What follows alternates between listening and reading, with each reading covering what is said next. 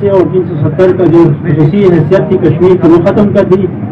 اس کی وجہ صرف یہ تھی کہ وہ آزاد جموں کشمیر کی صرف ڈیموکریٹک کنڈیشن چینج کرنا چاہتا.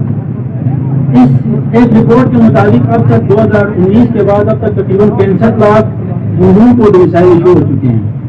اس کا صرف اور صرف مقصد یہ ہے کہ اقوام متحدہ اور عالمی برادری کے نظروں میں انہیں یہ باور کرانا چاہتا ہے کہ کشمیر میں مسلمانوں کی نسبت ہندوؤں کی آبادی زیادہ ہے.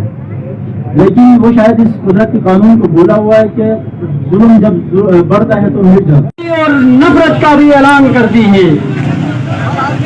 سامعین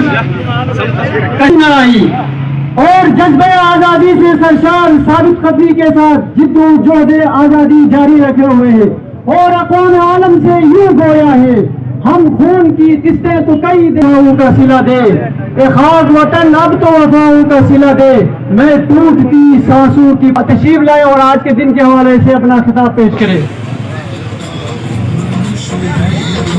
آج کا دن یوم استحصال کشمیر کے طور پر پورے پاکستان میں منایا جا رہا ہے. اس دن کا مقصد پاکستانیوں کی طرف سے کشمیریوں کے ساتھ اظہار یکجہتی کا اظہار ہے. اس دن کو غاصب بھارتی افواج نے کرنے کی ایک ناکام کوشش کی جس کو کشمیریوں نے اپنی لازوال اور انتھک محنتوں اور قربانیوں سے ناکام بنایا. یہ دن اس عہد کی تجدید کا بھی دن ہے کہ پاکستان اور کشمیر کا اور پاکستانیوں کی طرف سے کشمیر کی کاز اور ان کے اسٹرگل کے لیے سپورٹ ہر وقت رہے گی.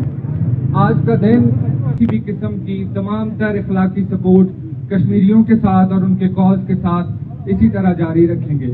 آپ سب کا بہت شکریہ کہ آپ ایک شارٹ نوٹس پر یہاں آئے اور میں امید کرتا ہوں کہ آپ یہاں سے ایک جوش اور جذبہ ساتھ لے کر چلیں گے کہ ہم بحیثیت قوم اپنی تعمیر اور ترقی کو انشور کریں گے تاکہ ہم کشمیریوں کے ساتھ بھی اسی طرح تعاون کر سکیں اور ان کے حق کے لیے آواز اٹھا سکیں.